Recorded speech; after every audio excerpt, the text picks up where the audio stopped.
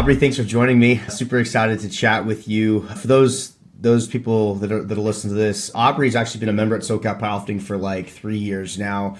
Her and her boyfriend at the time, now husband, Terrence, joined the gym because I think you guys moved here from the East Coast like mid-COVID. So I'm excited to capture some of that. So I really appreciate you being here today, Aubrey. Yeah, thanks for thinking of me and inviting me, and I'm just happy to talk about it, add value. Yeah. It's good to be here and share Awesome. my story. Yeah, awesome. So we'll start off with the origin story just a little bit here. So obviously, I know you had a D1 field hockey background. Talk to me a little bit about like your sports background growing up and how you found the gym and all those things. Great question. How much time you got? I've told this story so many times. I enjoy telling it, but yeah, I've been an athlete my whole life since I could walk. And like I was just telling you, in third grade into fourth grade, my parents switched me from public school to an all girls school. And this higher there, right? It's like there's a tuition my parents are paying for, there's a uniform we have to wear, right? There's just really smart, successful kids walking all Mhm. around me, and I had to find my spot in that. And I actually just posted about this the other day, but a lot of the growth I've had has been about changing the story I tell myself and digging into where does my work ethic come from? Where does my stress come from? Where does my burnout come from? And in doing that inner work, it came down to my 9-year-old self when I moved to fourth grade. And at the time, my siblings, my sister's 5 years older, my brother's 8 years older. And they've always just been brilliant, brilliant people, taking AP classes, presidents of sororities and clubs and athletes and everything. And when I was young, I struggled with reading comprehension. I felt very insecure about it. I would read something and not understand what I just read. I would have to have tutors. I would have to have extra time on tests. And I felt inadequate next to my siblings. Now, no one made me feel that way, but it was within me and my perception of what was going on. And so, now being put into an all girls private school as a 9-year-old, it's like, all right, you gotta be successful. How are you going to do that? And with academia at the time, it was a struggle. So I said, okay, maybe sports will be my thing. And so at fourth grade, I started playing field hockey, which led to seventh grade being on a club team, which led to high school being on my high school team, which was first in the nation, and my club team, which was third in the nation, and then striving to be recruited for D1. And that drive to be successful has been behind my work ethic this whole time. But it's interesting to see, how that definition of work ethic and how that definition of success has evolved from my 9-year-old self, because she was thinking you have to prove something. You have to be as good as someone or better. And now I obviously understand it's much different, which I'll get to later. But yeah, I started, attaching my identity to sports and practicing, and sure, I found joy in it, but I wouldn't say joy is what drove me. It was really just like, I have to make it. I have to make it. What does that mean? you Yeah. know? It's So so yeah. interesting you talk about that feeling of inadequacy because I found that a lot of people who are entrepreneurs now, most of them did not succeed in academia like quite easily. They'd have to work really hard at it, or like I was the same way. Like it just didn't really click for me, so I had to find other ways to feel adequate. And Hmm. so it's funny because I feel like sometimes those feelings of inadequacy breed excellence in a lot of other things. And for you, obviously that was sport at the time and it turns into something else later. But I think that's a really interesting thing to note because yeah, like I said, it's like modern day academia is not built for a lot of people these days. Yeah. It's definitely tough. And it's definitely not a one size fits all, right? I mean, that's I think why I've loved entrepreneurship, and also my parents are entrepreneurs, so that Okay. definitely helped encourage me to see it was possible to go outside the system of what we're taught. Yeah. But yeah, it's So mhm. you obviously were offered a scholarship then to play at the next level. So I wasn't offered a scholarship. I was Okay. recruited, but I was one of the last ones recruited, so they had given all their scholarship money away. So very grateful. My parents supported me through college, but I was obviously on the team. But before that, so you asked me how I got into training. So that was Yes. actually in Yeah. high school. So at the time on my club team, it was called the Edge, Mm. and my main coach Kenwin, he was a life changer for me. He at the time I was a young girl, freshman sophomore in high school, didn't really know who I was, didn't really have self-worth. And I, believe it or not, was in a verbally and mentally abusive relationship at that time for 3 years. And I was in it. I didn't know who I was outside of it. And I was so attached to it. And when I joined this club team, I think saw that. He was a coach, but he was also a psychologist. So I think he saw like this young girl that was clearly not knowing her worth. Let me take her under my wing kind of thing. And we grew a great friendship from that. And he would plant seeds in my brain every day of how wonderful I am. And again, at the time I was like, that's so annoying. Like, I don't like stop, but Yeah. again, I didn't know I was rejecting it because I didn't believe it, but it was planting seeds and he was watering it every day to one day it got to the point where I was like, what am I doing? Like, why am I tolerating this relationship? Yeah. And I was a junior in high school when I clicked for me, like, get out of this. And for senior year, we had to do a mentorship in our spring semester. And I was going to use him as my mentor in the psychology realm. And I wanted to really understand that and how he helps people. And suddenly, February of my senior year, he passed away. And it was the worst day of my life. I was devastated. I lost my best friend. I lost the person I go to when I have a question or need help or am going through adversity. And I also now don't have a mentorship and I'm about to go off to college. It's like, oh my God, oh my God. And it was like a last minute shift where I was like, I need a mentorship. What am I going to do? And at the time, I had a personal trainer. I had started with him when I was 14. At the time, at that gym, that was too young to be a gym member, but they allowed me with parental consent and if I had a trainer. So that was like the key to like getting me in. And so I trained with him like 2 or 3 times a week. He really taught me the basics of strength training. And so when I needed a mentorship desperately, I was like, hey, can I tag along with you and just learn how you train? So I would do that, wake up morning for the early morning sessions, 5 a.m., just, watch him train people, learn, teach him how to stretch, watch how he's interacting with his clients, all of those things. And I thought, wow, this could be really fun if I did this every day. Yeah. And that was my senior year of high school.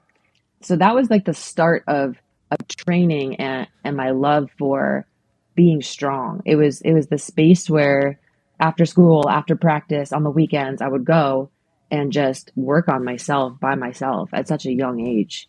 And obviously I didn't know the true benefits and impact that it could have on me long term at that time. But again, it was the seed that was planted. So that's what started me off. Yeah, it's so cool because I feel like I mean we're talking over a decade ago now when you're in high school, right? And it's now I feel like lifting weights, especially like for women, even girls like in high school and stuff, it's mainstream. Like it's like the TikTok, Instagram craze. Everyone, it's cool, which is great, which is I think a net positive thing. Because yeah, back in my day too in high school, like I was one of maybe 10 dudes that went to like our local LA Fitness on top of sports training because I wanted to get jacked. So, Right. Right. it's dope, right? That's like it's mainstream now, and I think it's helped so many people. And so I know in college you did study psychology, right? Mhm. Why at the time was that just more interesting to you than let's say training, physiology, kinesiology, things like that? Great question. Yeah. So I went into college again, as a freshman, D1 athlete, very, very focused on the sport and being successful at that. And I went in thinking I was going to be an English teacher. Really? I was like, I don't know if you ever seen Freedom Writers, Uh-uh. but Hilary Swank, oh man, she just wanted to change the face of education. And when I saw that movie, I was so inspired, like, wow, I could have such an impact on kids, and I've always loved kids. When I was young, I would play school, I would play house, like I would always take on that imaginary role because I enjoyed helping people, teaching people, supporting people. So it was always rooted in me, right? But I wanted to be an English teacher. I started taking English classes, reading these long books. And again, remember that reading comprehension issue. It was never an area I was confident in. So now I'm in these classes, challenging classes, surrounded by people that are understanding these books in ways that I just am not picking up on. And it was so frustrating. And then I would write an essay and I would get a C on it. And I'm like, oh my God, like Like I'm failing my dream here. Like, how am I going to succeed at this if it's so hard already? Right. And I struggled and I just was like, I don't want to dedicate myself to this. Like, this is too hard. And it's not something that I'm super, super passionate about. So after sophomore year, you have to declare your major. I remember that summer, I was sitting at my kitchen table with my mom and I was thinking, what am I going to declare for my major? I have literally no idea what direction I want to go with my life. And she said, well, what are you most passionate about? Which is a great question because not a lot of parents ask that, you know? No. And I said, I'm passionate about what motivates people. Like, what motivates people? I was always the young girl sending people quotes. I had quote signs all over my room. Like, it was like anything that was inspirational, I was sharing it, I was speaking it, I was reading it. It just was like uplifting everywhere. And I was like, that's what I'm passionate about. And she goes, well, how can you major in that? And I was like, you can't. Like, there's no motivation major. She was like, she was like, well, can you design your own major? Well, yes, you can. That's called interdisciplinary studies. So I looked into it at college and I said, okay, what do I have to do to design my own major? Well, you had to pick which departments you wanted to focus your education on, which ones you wanted to take classes in. You had to write a couple essays explaining how it all makes sense and why it makes sense as a major. And I decided the 3 areas of my focus would be psychology, education, and leadership. The 3 best ones. I wish I didn't even know that was like an option. I mean, maybe it depends on like the school, because like I would have loved that. One thing you mentioned, the quotes, because we're friends on Facebook, and sometimes things will pop up like see your like the historical post thing, and you'll repost something from like 2020, 2012 or 2014, and I'm like, she stayed on brand. Facts. Because I used to make motivational videos in high school, like on YouTube. Okay. If you go through my channel, like there's motivational, like be the best, like athlete motivation, like it's me talking to, and I'll show it to my friends or like even coworkers or team members at the gym. They're like, I respect you for like, this is who you are. I'm like, yeah, it's always been that way. Yeah. So I think that's cool. You've stayed on brand. Did people ever like think you were like too intense or goofy, or like what did your peers think about you at the time? Because I think a lot of my teammates in high school and stuff like that thought I was too intense with some of the stuff. Interesting. I don't know what their perception of me was, but my perception of me at that time was in high school, like I was a sports kid. I didn't go to parties. Mm-hmm. I came home from prom at like 11:30. Yeah.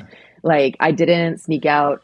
I didn't do a lot of the things that my peers were doing because, well, I was afraid I'd get in trouble. Mm-hmm. I was very much like a people pleaser to my parents at that time. But also I was just so focused on being a good girl and being good at what I did. Mm-hmm. And all the time and sacrifice my parents put in to help me be successful in those ways, I didn't want to take it for granted. So I showed up, and so I do think they probably thought I was intense. As senior year, we did these like silly awards, mm-hmm. and I got the award most likely to stay in shape. Interesting. Can you believe that? Like, okay, yeah, I think I fulfilled that. That's so funny. I won most intimidating, which makes zero sense, because if anyone knows me, they know I'm just like a goofball. Yeah. But it's just because, I was just lifting weights every day, and I carried a jug of water around with me everywhere I went, and the whole athlete thing for sure. So that's so funny. So as you created your own major and you're navigating through that, you were playing field hockey, and I believe your field hockey career was cut short due to injury. Talk to me about that and how tough that was. Ooh, that was tough because, again, I started in 4th grade. So now here I am. I've literally dedicated my entire adolescence to rising up in this sport and playing on the best teams, being coached by the best coaches, and working hard to get into a Division I school. And I partially tore my patella tendon, sprained my MCL in a sprinting drill in a practice, and I had to get surgery. And remember, like at that time, that was summer after freshman year. So going into my sophomore, because field hockey is a fall sport, going into my sophomore season, I couldn't play. But it wasn't just the injury. It was also the fact that senior year of high school, my coach died. Like my coach who it's like, yeah, I loved going to practice and I loved playing the sport, but it wasn't just the sport. It was he who made me love the sport. It was going there and being with my teammates and having fun. And yeah, we're dying running 10 miles a day, like for an 8 hour practice on the turf with 100-degree heat. Like, of course, it's exhausting, but it was family. Like, it was something that I feel understood here, you know? And then that coach left my life. So it wasn't just the coach that left my life, but it was also the love of the things attached to that coach that also left my life. So when I was going into freshman year of college, like it was like, I got to prove myself. I got to prove myself. I got to prove myself. And when I'm struggling, I don't have my coach to run to. It's like, who's going to help me? If I need to sprucing up my skills, who's going to help me? And I felt so alone. And I just saw the dream just kind of fade away. And I was just like, I don't love this anymore. Like, what am I putting myself through this for? Right. I also didn't really feel I had a supportive team. It was very, you know, I didn't have a positive experience. I'll be honest. Like, you know, it just felt toxic. It felt catty. It felt like no one has your back kind of thing. And I'm a very real person. Like, I'm not fake and I don't tolerate that shit. So I want real relationships. I want genuine. So when I feel like I'm on a team busting my ass and sacrificing so much to not have any joy in it, what am I doing? And I think that honestly that injury was a blessing. You know, it wasn't something that was a loss to me. It was a purposeful change in direction that the God and the universe knew, like, it's time to change directions. And so it was very difficult because I put 11 years into it. My mom put 11 years into it. My dad put 11 years into it. They put money, they put time, my mom sacrificed her business to drive me to practice every day, right? It's just like, it wasn't just a decision for me. And it was a hard decision because how do you tell your parents, hey, I don't want to do this anymore, right? They might think, you don't know what you want, right? Like, of course, like, you're a kid. Yeah. Right. It's like, what do you mean? We've sacrificed, like, I felt just so conflicted because my heart was saying one thing, but the seeking for approval was saying another. And honestly, that was one of the biggest first steps of me following my heart. My tattoos is another one.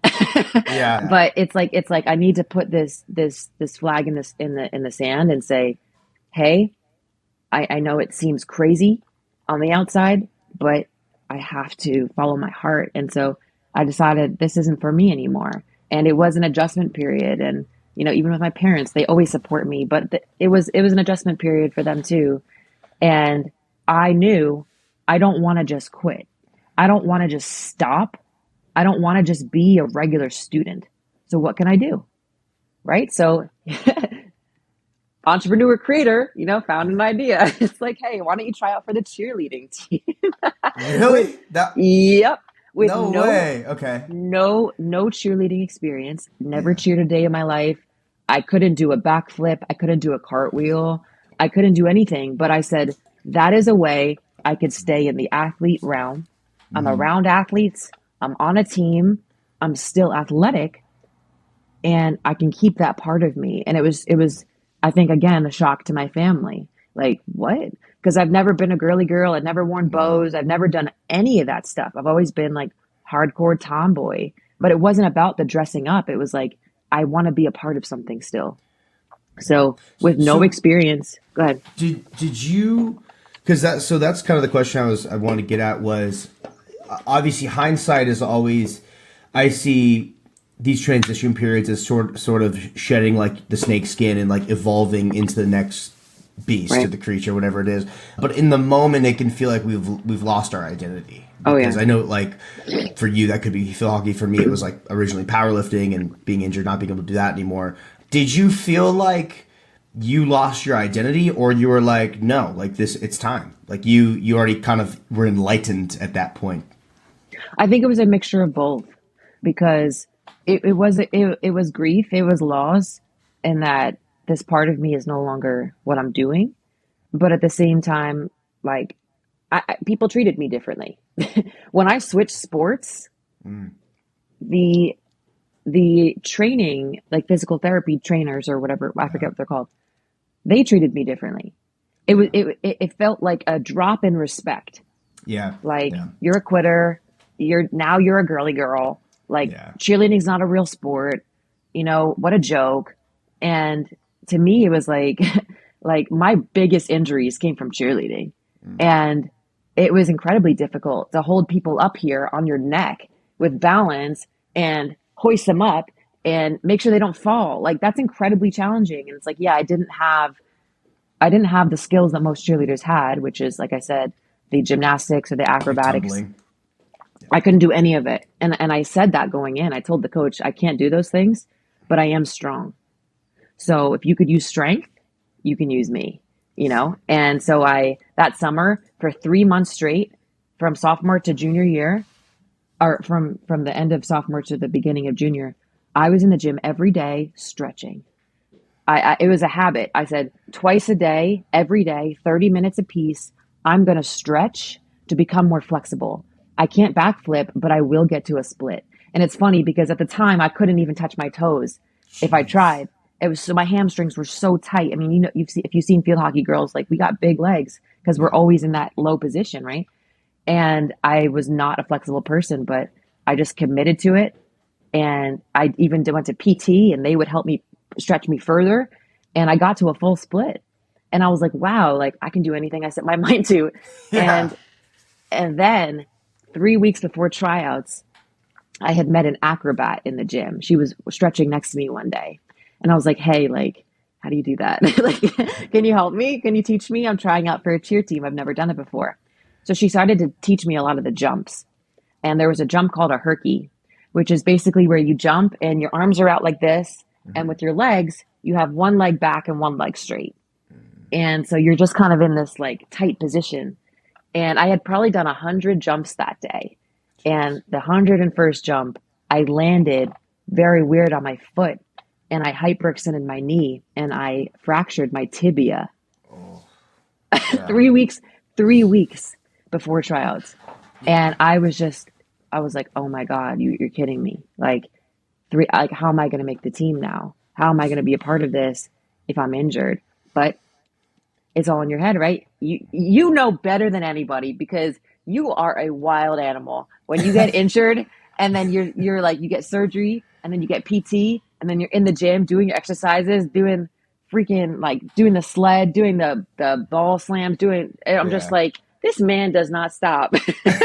Yeah, yeah. It's the only way you can only go forward. It's like Exactly. what has happened happened, and you can't change the past. And it's like, all right, well, what actions can I take now that can progress me forward? And that's all you can do. Yeah, yeah, Exactly. So yeah, so I ended up not needing surgery. I was in a cast for a little bit, but I did my PT exercises like it was my job, and I recovered in time. And yeah. I told her, like, I can't do a split, I can't do any jumps. But again, like, I'm still working on this, but you have my upper body strength, and I made the team. And that was an immediate, like, I no longer thought about field hockey because Yeah. now I felt there's something new in front of me, an opportunity to Mm, learn. There's new people to meet. And I remember this one girl, one of the first days of the preseason camp, she came up to me and said, do you want to get lunch? She's one of my best friends to this day. It's like I made more friends on that team than I ever had in my field hockey team. wow, wow. So Mm. that's incredible. Now, do you feel like you traded one drug for another? Like was there still underlying things that you needed to work on to be a better Aubrey at the time? Oh, absolutely. Uh, honestly, up until this past year, it's been constant. Like, if we're using the term like a trading drugs, it's been a Yeah, constant trade off. Like, yeah. one to the next, to the next, to the next. And you even said this to me a couple weeks ago at the powerlifting meet at SoCal. Mm, You were like, "Don't you feel like you need something on the calendar? Don't mm, you feel like don't you feel like you need a goal to work towards?" And I what I said to you is, like, this is the first time in my life that I'm finding out who I am outside of it, because my mm, identity for my entire life has been attached to striving for something to prove to someone else that I'm good enough. And it didn't hit me until this year where it's like, Aubrey, you're massively successful already. Look at you. Like, love who you see in the mirror. What are you trying to prove? Right? Are you waiting for a judge or a crown or a placing or this or that to tell you that you're successful? What's it going to take? When's it ever going to be enough? And that, it was, yeah. We as athletes growing up, you crave the external validity. The coach saying, "Hey, good job." The wins, the teammates, the this, the that. It's like it's so much of it's external that we have to learn to find the internal validation. And I think that's Mm-hmm. what's tough is we've used sport as this way to feel worthy. And unfortunately, I think it's just not a sustainable approach because sport is not forever, depending on Yes. what your body can do, timeline, phases of life you're in. And I talk about this with my girlfriend Cameron. It's like, with jujitsu, obviously I've gone all in on jujitsu. I just got my purple belt. I've competed at 2 world championships. I've medaled. I've podiumed on both of them. I know that phase may only last until I have kids. And then it's like, okay, I can't train jujitsu 6, 7 times a week and lift 3, 4 times a week. There's going to be Right. more balance involved. And that's what's tough is I did that. I traded the drug for that. I traded powerlifting in for jujitsu once I was too injured to do powerlifting and squat anymore. People Yep. hear that, they're like, but jujitsu is just as hard. It's like, yeah, but you can kind of cater to your body and its needs. But yeah, I think with athletes, and this actually segues into the next portion more about business is I think with athletes, we crave the external validation. We crave progress because that's really important.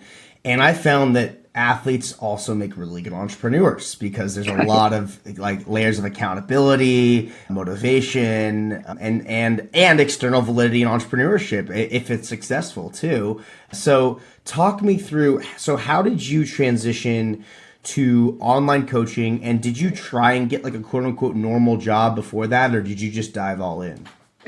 Yeah. So let me start with senior year of college. Yes. So, I declared my major going into junior year, interdisciplinary studies, loved what I was studying. But funny enough, senior year, there's still Aubrey that wants to be a teacher. So I applied to Teach for America and I went through several rounds. I think I got to the last round before I got denied. And I had this like, I'll be a teacher, I'll be a teacher. And I got denied. It was like going into my spring of senior year of college. And I was like, what am I going to do? I don't know. I thought this was my route. I thought I was going to be get this. And I didn't. Again, it was the universe just redirecting me towards what I was meant for. So I graduated college not knowing. And I moved back home and I did go on a couple interviews in New York City. I had an office suit and heels and everything. Not me, not I me. couldn't see like, yeah, no. Nope. It was uncomfortable wearing it. Yeah. And I went to What kind of jobs out of curiosity? like HR, Yeah. like Okay. just nothing that I had passion about or knowledge in. But I figured I could take my major and bring it anywhere, right? Because psychology is everything.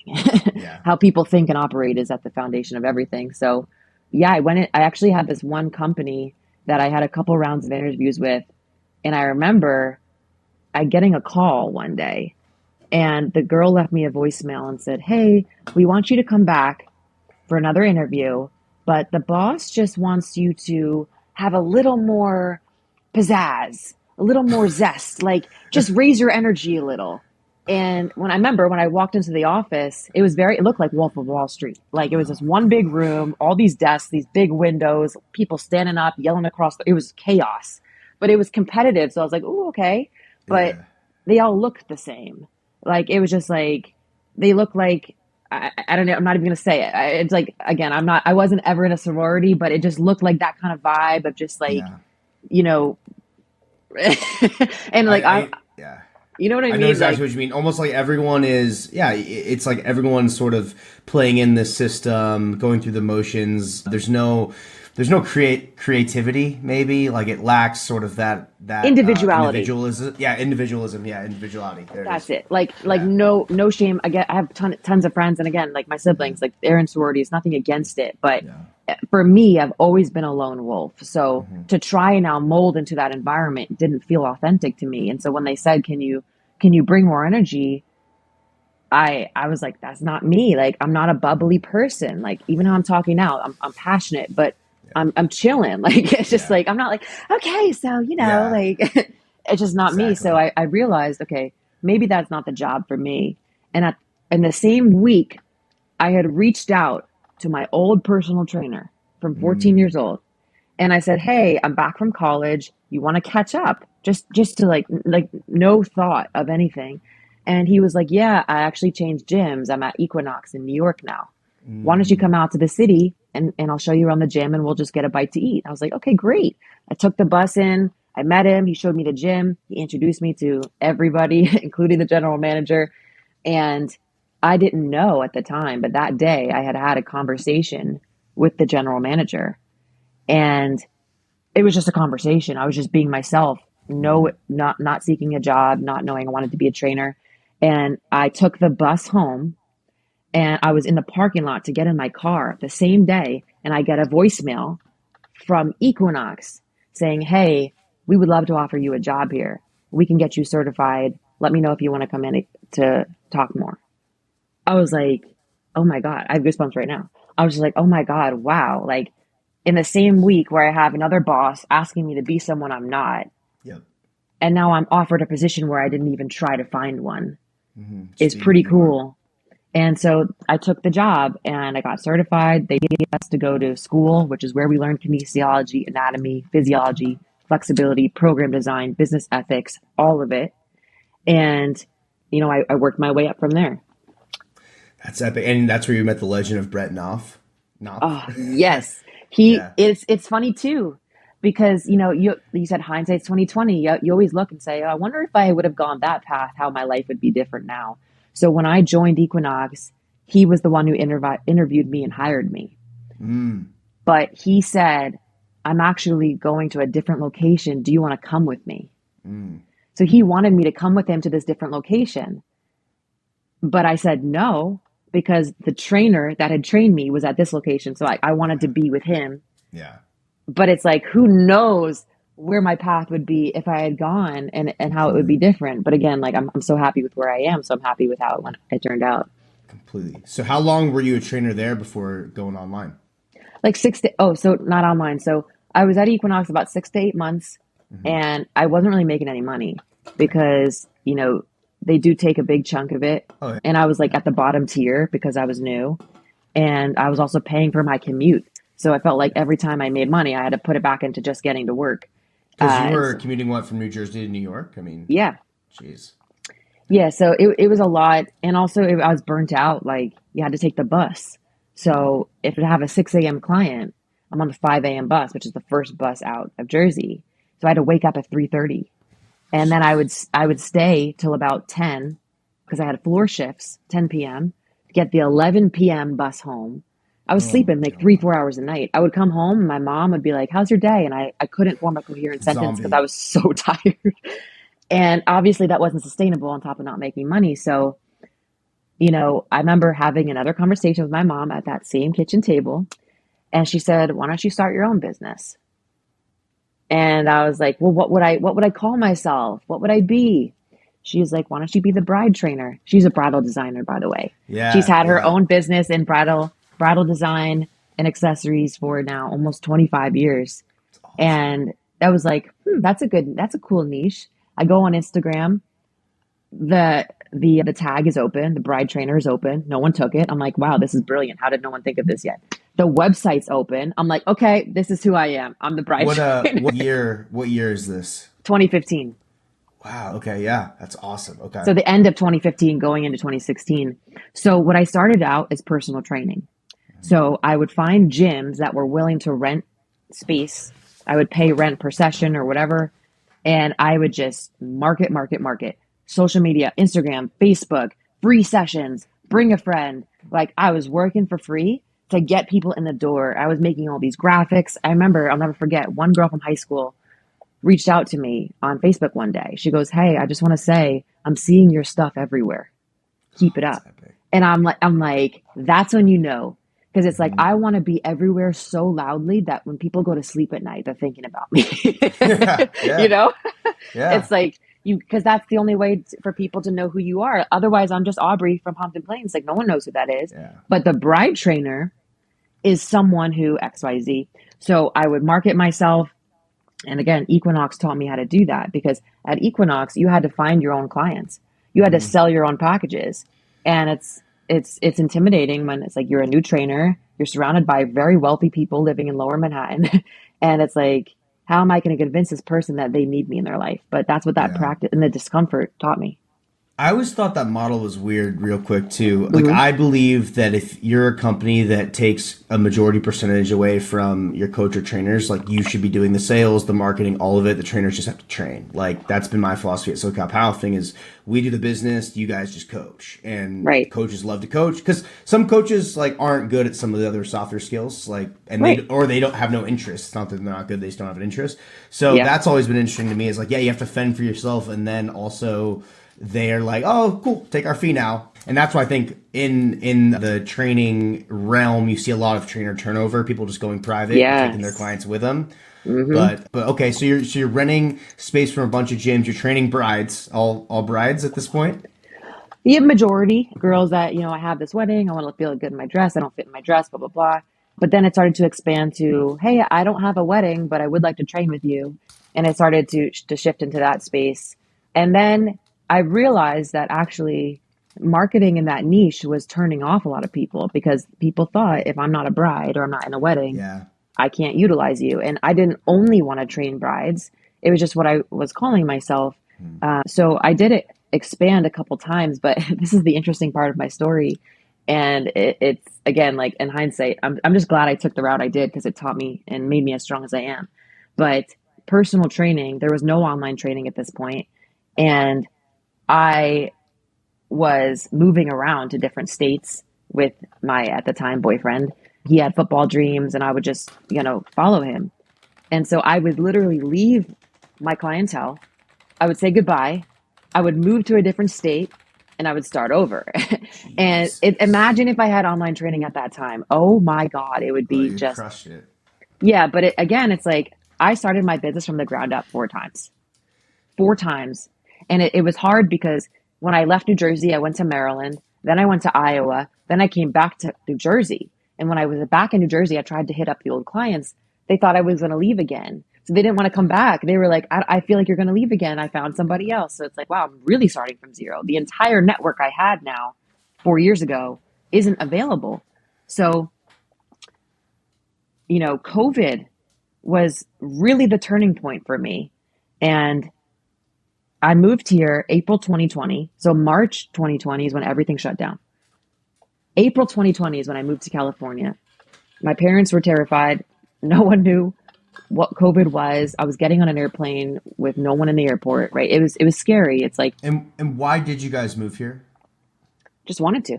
Just because? Okay. Yeah. I've always wanted to live here. And it was at that point where I was just like, I don't want to live at home with my parents anymore. Like I was so grateful for it. But Yeah. I'm 26. Like I want to start living the way I want to live. And not many people understood my decision and the timing of my decision. Because again, from the outside, it probably seemed reckless and scary, but I trusted myself. And that's something that people don't see from the outside. It's like, people may judge other people's decisions because they seem reckless based on that person's insecurity or lack. But it's like, you have no idea how much I trust myself. You have no idea how many times I've had my back against the wall and I've come up on the winning side. It's like, because I know that no matter what happens, I'm going to figure it out. And I've already done it 4 times. So why not do it a 5th? Like, what makes this time any different? And that is something that's in me. And it could be from the adversity I've gone through in life. It could be from sports. I don't know. It could be a combination, but athletes are different. Even as clients, athletes are just amazing. Like, and I think sports are so important. I just threw my notebook. Like, let me just talk. Yeah. I'm getting into it now. Athletes are different, man. Like, I even notice it in my clients. The clients that were previously athletes, they're just different. Like we're cut from a different cloth. Like from such a young age, we have it ingrained in us to show up when we don't want to do it when it's hard, to strive for something that doesn't have instant gratification, right? How many seasons or how many months of practice do you put in to maybe get a shot at the championship, to maybe be on the starting lineup, right? It's like there's so much uncertainty and authority. There's authority there where if you don't do what you're set, what you're told to do, you're not going to play, right? There's so You're many done. life lessons, teamwork, sacrifice, discipline. There's so many life lessons that we learn from such a young age that stick with us as we grow. So then here I am, 29, and it's like, I say that, and I say this absolutely humbly, but it's like, I can do anything I set my mind to. Zero doubt. And no one's going to tell me different because I know who Aubrey Hunt is and I know what I'm capable of. And I know that when I put my mind to something, it's going to happen. So what do I want to happen? That's been the shift for me. It is not looking at life as life's happening to me. How can I adapt and fit into? No, it's, I ask myself proactively, eyes forward, how do I want my life to look? How do I want my life to feel? When I wake up every day, how do I want to feel putting my feet on the ground? I want to feel free. I want to feel excited. I want to feel passionate. I don't want to feel, I got to go to work today. I got to talk to this person. Oh, I only have this much money coming in on my paycheck. Fuck that. Yeah. Oh, sorry. No, you can cuss. You're good. Yeah. No, you're But good. it's like I am the creator of my experience. So I'm going to create my life experience to be as amazing as I want Yeah. it to be. So like, I think that my athlete experience, entrepreneurship, all of those pieces of me have led me to this, this insatiable hunger of asking or being grateful for what I have, absolutely, and where I've come from and what's gotten me here, but not being afraid to ask for more. So when COVID hit, you know, at the time I was training, personal training, renting out a gym, and an Orange Theory coach. I was doing both full time, stacked schedule. And I remember I was coaching a class the day, March 16th. They were like, you're the last class. We're shutting down Orange Theory. Yeah. And then I was like, ooh, okay, maybe I could still train my clients. And then the gym was like, no, we're shutting down too. And I was like, I told my parents, well, can I bring people here in the driveway and train them? No, it's COVID. Yeah. You're not bringing people to our house. I'm like, how am I going to make money? Yeah. Yeah. And I was denied unemployment based on like, I forget why. 1099 probably. You weren't Yeah, W2. Yeah. exactly. It was just something weird, but I was like, I'm denied unemployment. So I'm like, okay, I have no job. Gyms are shut down. What am I going to do? And then boop, entrepreneur. Well, people are stuck inside. Take advantage of it. People need help. People need workouts. People need to move more because now they're sitting on their couch all day. You know, people need structure because their structure and the routine has now been stripped from them. The whole world is changing. So again, it's like when your back's against the wall, do you rise or do you fold? And successful entrepreneurs and athletes always rise because it's like, it doesn't matter what the type of adversity is. It's the person that overcomes it. Terrence and I talk about this all the time. Entrepreneurship. It's not about the business. It's not about the idea. It's about the person.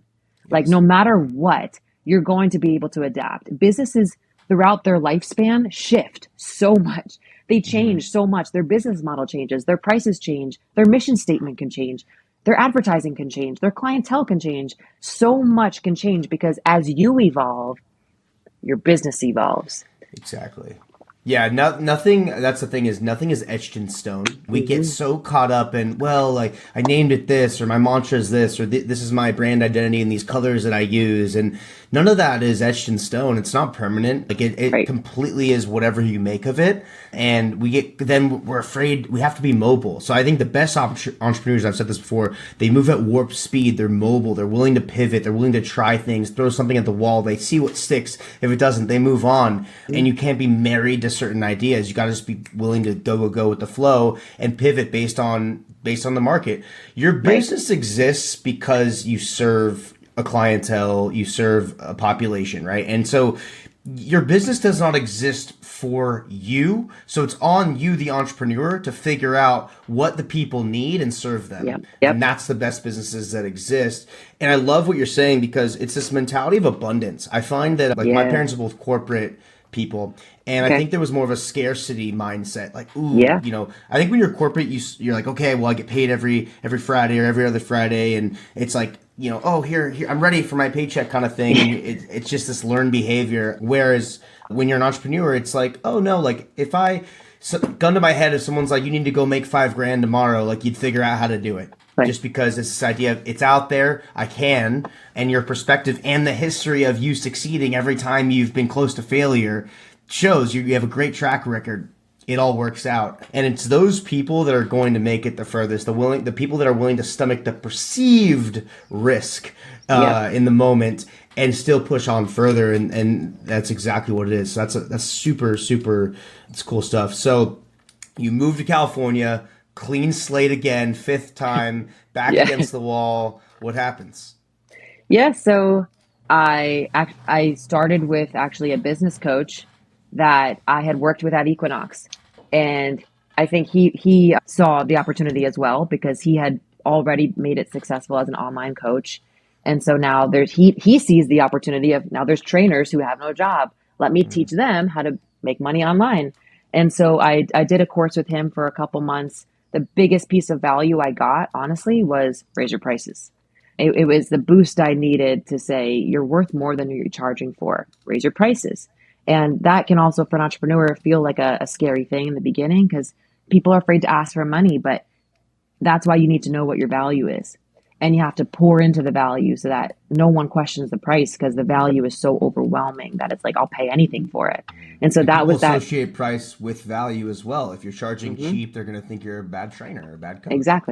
Exactly. And when you're also charging cheap, you attract sheep. I just made that up, but I like it. It's true. It's true. Yeah. So yeah, I did that with him. And then shortly after I started working with you.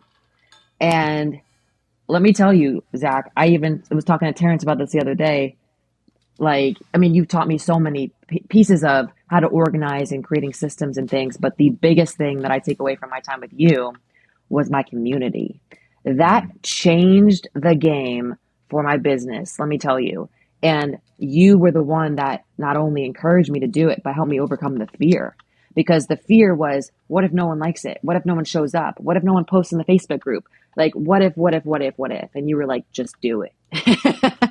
And I remember starting the Facebook group. I called it the Alpha Division because we're alpha women.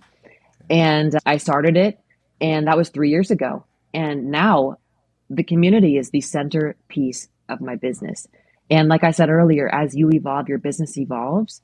You know, when I first started, I was a personal trainer. Then when I started the online space, it was workouts and meal plans.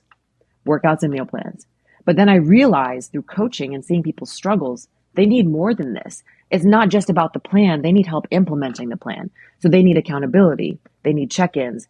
Maybe they need a mindset call. Maybe they need to talk to me on the phone once a month to check in with their coach and have a longer conversation about where they're struggling. So then I started offering more value. Then I added in the community. And now it's like, it's not just me coaching a million people one-on-one, but now everybody has each other. So now it's like these women feeling like they're a part of something bigger, knowing, wow, I'm not the only person that struggles with this. Like I have goosebumps again. I can't even tell you how much that's changed to where now it's like every single week we have 2 Zoom calls a week with my community for 3 years in a row. I can't tell you how many Zoom recordings I have of calls of value, of just deep conversation and community and the sisterhood and the friendships that have developed. They're sending each other gifts they've never even met. You know, it's just so powerful. And you were at the time too. I mean, when we talk about like business systems and growth, like you were operating on empty because you were giving so much to your clients. Yes. I mean, everyone had like a mindset call that they could use weekly, and you were texting, and I think we switched from iMessage to WhatsApp. Yes. I forget. Yeah. Yep. And then switching maybe those mindset calls to more of a group call dynamic. Yes. And it's little things like that. And I've talked about this on previous podcasts and obviously on my social media and stuff. It's like, you need to be able to, if you're operating, you need to think like, is this scalable? Like, can I have 10 more clients at this rate? Can I have 50 more, 10x this, whatever it is? And if you can't, like, you need to figure out a different way to do it. And if you want to grow and have a team one day, your team they're not going to be there's less ownership than you, and so they're going to be less likely to want to do random mindset calls throughout the week, and anything that's not structured and organized, it's doomed to fail. And so that's awesome to hear that it's been so successful. I love that the community's grown, and that's become like a huge portion of the value of what you have to offer. Absolutely. And earlier you talked about scarcity mindset. that's how I started. I was pouring so much out of me because I was afraid that if I don't, I'll lose all my clients. I won't make money. I can't pay my bills, like the downward spiral of negative thought. But it wasn't until I started working with you and I learned the value of time. And it's not just about giving, giving, giving to the point of burning yourself out, but how can you organize and create this in a way that you still have time to now expand it and make it even Yeah. better?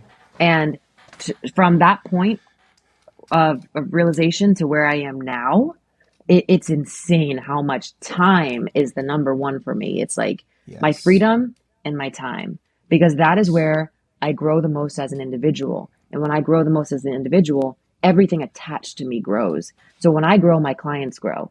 When my mindset Yes. expands, my client's mindset expands. So as long as I'm doing my work, I trust that everything else attached to me is evolving. And that's an abundant mindset. It's trusting that I am enough, right? And also trusting that I'm attracting the right people.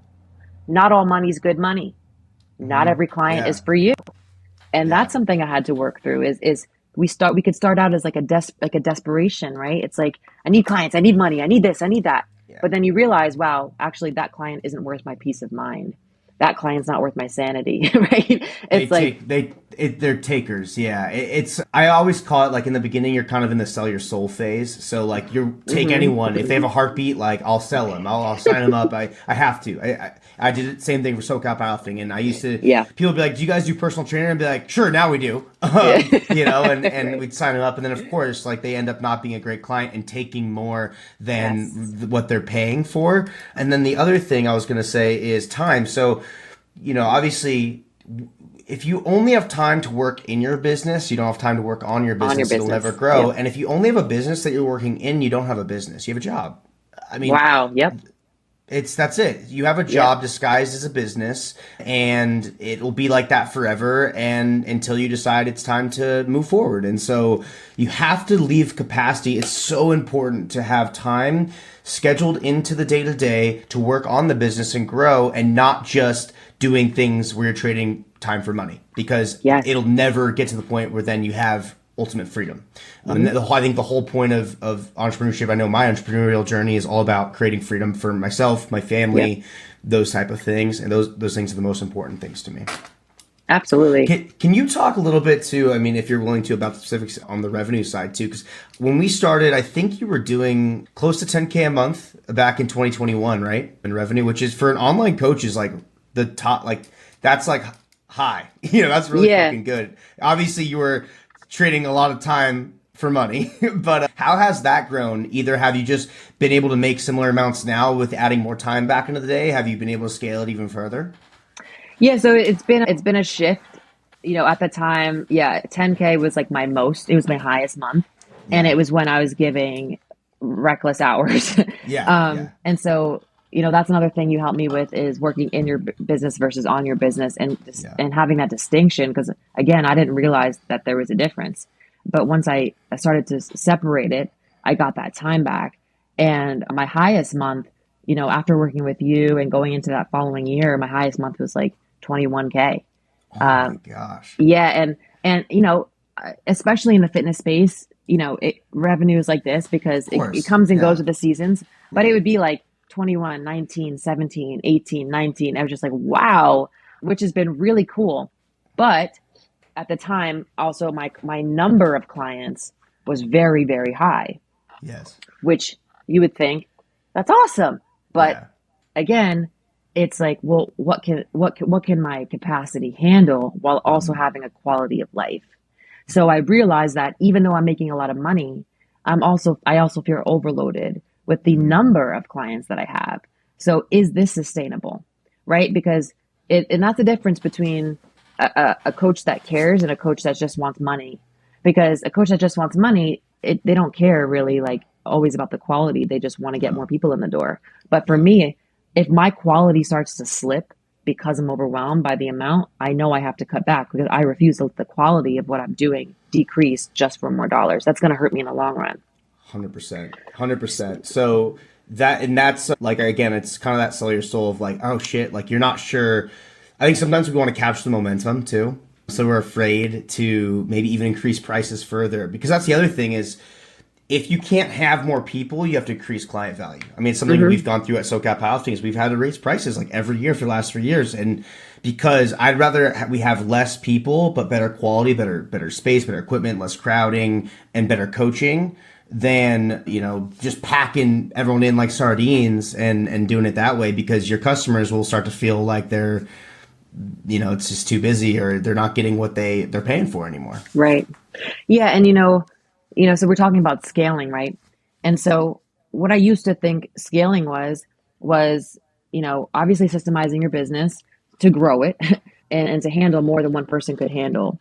But I also came to the realization through my growth that I don't necessarily want to have a business that's an enterprise with 20 coaches underneath me and, I have 1 million coming in, but it's like, I don't want to be in charge of those people. Like, I don't want that for my joy. So what I've realized is, as in increasing my prices, decreasing the number of clients I have, still making around the same amount, but a lot more time back. So even though my income is now 11 to 12 a month, not 20, I have 75% of my time back. The majority of the day I have to do whatever I want. So what am I doing? I'm making ebooks now. I love it. I love the creative process. I always said I wanted to write ebooks and I never did. Now I'm launching my 3rd this week. And it's like putting myself into the digital space, learning about marketing, learning how to sell those and make money, passive income, right? And doing something that I'm enjoying. It's not just that coaching is my only thing. It's that coaching is one source of income. Now ebooks are another. I also love photography, which I invested in a nice camera and started because I've been a model for 15 years.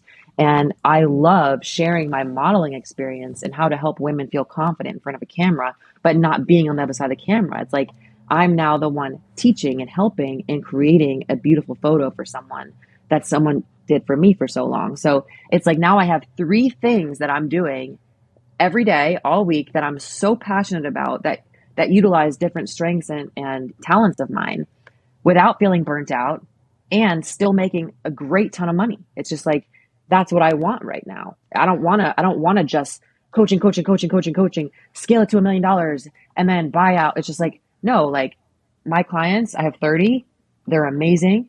And I love working with them every day. I don't have one client that I can't stand. It's just like every single client I work with, I enjoy. So going to work every day is fun. And I'm looking forward to talking to them. I'm looking forward to helping them. And then I'm going to go work on my ebook. And I'm going to call my best friend who I'm writing it with and talk about it and say, hey, which template should we use? What colors do we want to use? And then I'm going to go outside to the beach with my husband and take photos. It's just like freedom, right? It's freedom. It's freedom. Yeah. And people get so caught up in this idea that it's only money that allows us to achieve freedom. And sure, I think there's a certain amount, right, in certain areas. There's actually a book by Malcolm Gladwell. I forget which one he talks about this, but it's like an inverted U curve of money to happiness. And at certain points, like all of a sudden the happiness starts to decrease because the amount of effort or time and everything we're having to put in to make X amount of money is just not even worth the money anymore. I'm also reading a book right now by Bill Perkins called Die with Zero. And it's this idea of spending it all before you die and giving it to your kids while you're alive and stuff too. But like, why work for money that you're never going to use? Then you were just a slave, especially if you're at like a W-2 job, right? So I love that idea of, and that's something too I've been working on, is like, I used to kind of white knuckle everything. Even like with this podcast, I was originally going to do all the editing and kind of everything myself. And I decided like, I'm just going to hire someone to do it so I can focus more on what I enjoy doing, which is having these thoughtful conversations and finding people to speak with. But also a really good entrepreneur coach said this to me. She goes, because I talk through a few lenses. So I have 2 lenses I look through. I look at a lens from what is 8-figure Zack. So what is $10 million entrepreneur Zack going to do? I kind of think of like, would he be doing this right now? And then grandpa. I want to be a grandpa one day. So like, if I'm a grandpa, it assumes that I had kids, which is what I really want to have kids, and then I assumes that I have grandchildren, and hopefully it assumes that I've been a good dad and a good grandpa. But either Yes. way, Hmm. and she posed, I didn't know 8-figure Zack is a podcast editor, and I was like, ooh, okay, I won't be the Ooh. editor. It's good, right? Yes. Because then it frees up more time to invest in learning and growth and getting good people and having a thoughtful conversation. And so I think we get so caught up in, I've worked with so many entrepreneurs where they make a ton of money. The profit margin is huge. It's thick. Like they're killing it, but they're working 80 hours a week in their business. And there's Yeah. no different than doing that and being a lawyer straight out of law school and slaving away at your job. I mean, zero difference. And so I love that you found this balance between making enough to achieve freedom and doing all the things you want to do and still being successful. I think that's so important, and it takes people so long to figure that out. And you figured that out in your entrepreneurial journey the last few years, like already, which is amazing. Yeah, and just keeping an open, abundant mindset. Like, I don't put limits on myself. So it's like there's always more coming. There's always more money coming. There's always more opportunity, and my heart is open to it. So whatever flows into my experience, I'm welcoming, right? It's not like I used to just think coaching's everything. And it's like I love coaching and I can want to continue doing it, but I don't want it to be the only thing that I do. And so I finally given myself permission to explore that. And in order to do that, you have to trust yourself, right? You have to trust yourself to still be disciplined with your time and be disciplined in providing value so that the people that are here stay, right? It's like, it took me 7 years to realize these things, but at the same time, I wouldn't change it because I see entrepreneurs now that are starting out and have no sense of work ethic. They have no sense of patience. They're like, I can't wait to make my first 10K month. It's like, okay, that's going to be a minute though. Yeah, but have you Right? done two? Have you done five? Like, Right. like there's other. I tell people it's like lifting weights. It's like I want to bench 300 pounds, but have you benched 200 pounds? And so Exactly. it's the same concept. You have to celebrate those small wins, even though sometimes we don't want to, and we forget to reflect and look at our growth and our journey. But there Yeah. are other numbers to hit in between. And Yeah. it's probably going to take longer to hit certain numbers than you want it to, and you have to be okay with that. And you have to keep going anyway because you're in love with the process. Right. And like last thing I want to say on that is, you were talking about, being in a corporate job or in a 9 to 5 and waiting for that paycheck. Terrence and I talk about this all the time. People think that when they have a 9 to 5 and they have a paycheck that they have financial security. But what we say is it takes one person to fire you. It would take 30 people to fire me at once and me have no other sorts of income for me to be insecure about my finances. So it's like, who really has the financial security? It's like the difference is honestly what I believe is the trust. It's the trust. It is like I know brilliant people that say I could never be an entrepreneur. Why? Well, I don't have the skills. What skills do you think you need? Right? It's like all those skills you Or can it's learn, risky, or but the root is trust. Trusting yourself, no matter what happens, you can adapt and figure it out and be successful. And even in the times that you make mistakes or you do have failures, you take it as experience and lessons and you keep growing from it. And I'm so grateful for my journey, every piece of it, even the hard times and the things that felt like losses. I'm just so grateful because right now I'm sitting here and I love my life. And what Terrence says is, if you're happy in your life now, you have to be happy with everything that came before. Because if one thing were to change, everything would change and nothing would be as it is. that's a banger right there. Yeah, man. We need to wrap up, but I did want to ask you one more thing. So obviously, you and your husband Terrence are both serial entrepreneurs. I find talking with a lot of business owners where usually their partners are more W-2 corporate, like they're usually not entrepreneurs. Their partners aren't. How have you guys, I guess, like obviously it seems like you guys have a successful relationship, successful marriage. How have you balanced that with the entrepreneurial endeavors and things like that? Good question. It's a constant work in progress. I think that, we've been together almost 10 years. So we have a very solid foundation of friendship. And so, I think a lot of people would get sick of their spouse sitting around them next to them all day, every day. Like this is our desk right here. It's like he sits next to me in our Yeah. guest room. It's like all day, every day we're around each other. But it's joy to us because we love what we're doing, and because we're in similar fields, like we have our own businesses, but it's the same subject. We're able to help each other and feed off of each other. So, it honestly adds to our success, having each other to share our wins, share our struggles, share perspectives, share ideas, expand together, push each other. Like, hey, I think you should charge more for this. You're not valuing yourself, right? It's like I would love to say that to my husband, and I have, and he has raised his prices because I challenged him on it. Like things like that. It's like it's all coming to the same household. We want each other to be successful. I only work with women. So when I have a man saying, hey, can you coach me? I say, hey, I only work with women, but my husband works with men. It's like, boop, here you go. It's like I've fed him so many clients and he's fed me because, again, we're working towards the same goal of changing lives and giving ourselves freedom. The one thing that is always a work in progress is the time management because we are athletes. We're both professional athletes and we're both incredibly hard workers. So finding the balance of like not driving ourselves into a wall, it's a constant ebb and a flow. Luckily, we're usually in a similar season at the same time. So if he's cutting on a meal plan, I'm usually cutting on a meal plan. Or if he has flexibility, I'm usually having flexibility at the same time. So it helps. But yeah, the time management has been something because when you work for yourself and you work from home next to your husband or your partner, it can feel like you never shut it off. It can feel like we're done for the day. We go have a conversation. And what are we talking about? We're talking about work. We're talking about our day, right? Versus, can we talk about anything else? It's like, I need a break, because we're always around it. So I'll be honest, like that's something that it's a constant work in progress. And we're just reminding each other like, hey, let's put our phones down. Hey, let's talk about that next week. Let's just be present together. And it's just a constant reminder. I love it. Last piece here. If there's someone listening to this and they are looking to start their own business, what's something you want to leave them with? Ooh, great question. So many things. First of all, listen to this call again. Yeah. But I would really say, believe in yourself.